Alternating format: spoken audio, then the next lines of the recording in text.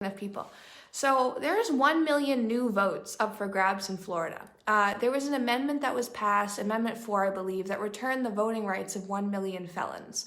And these were all felons except people who were in jail for sex crimes or murder. And Democrats, specifically Andrew Gillum, have launched a $4 million effort so far, and it's not even 2020, to get these people who were, they believe, voter disenfranchised, voting for Democrats, as well as all the other young people they routinely try to get on their side. The answer that Republicans have for these 1 million new voters in Florida is simply to try to roll back the referendum. They're trying to add the fact that these people have to pay fines, or they have to have met a certain amount of hours and things. That's not an answer here. We don't want to become the country that rolls back statewide referendums, because eventually it'll be a national referendum.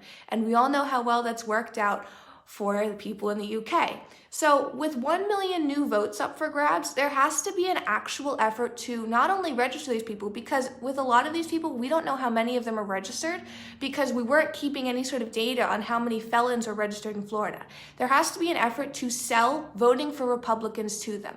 Think about this. If we go from the standpoint of trying to suppress their vote or add more stipulations to them actually being able to vote, all we're going to hear in Florida, in local political news, is Republicans are racist, we're trying to destroy the voting rights of people who've served their time. It's going to fill up all the airtime. So in order to stop that from happening, we have to do things like what Scott Presler's doing, going to these little pocket areas and getting people registered to vote. And there has to be a platform, as weird as it might sound, for why felons should vote for Republicans and not why they should just vote for Democrats. We don't want 1 million new voters to become default voters for Democrats like so many people do. Andrew Gillum has $4 million behind him so far. He only recently started this initiative.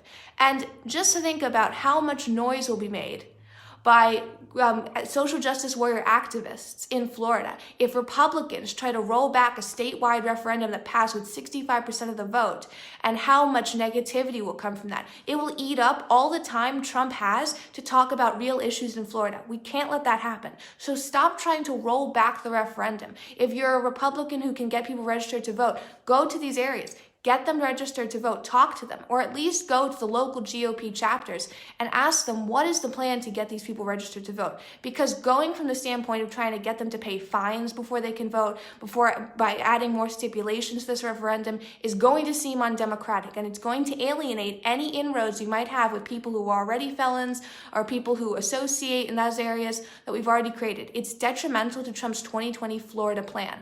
Also, lots of young conservatives have been telling me, they're in Texas, that they're very worried about what's going on in Texas with the local GOP chapters. So if you're a young person in Texas and you're involved in Republican politics, you really should be making live streams and talking about this, because people don't know how bad it is.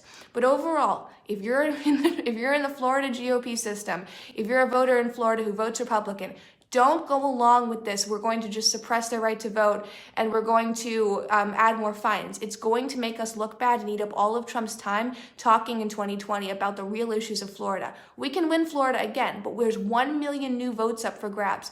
And some of them are going to vote Democrat. We have to equal that out and not sort of dismiss it because we don't want felons voting for the GOP. Everyone should be voting for the GOP, because it's either you're voting for Trump or socialism. Thanks, guys.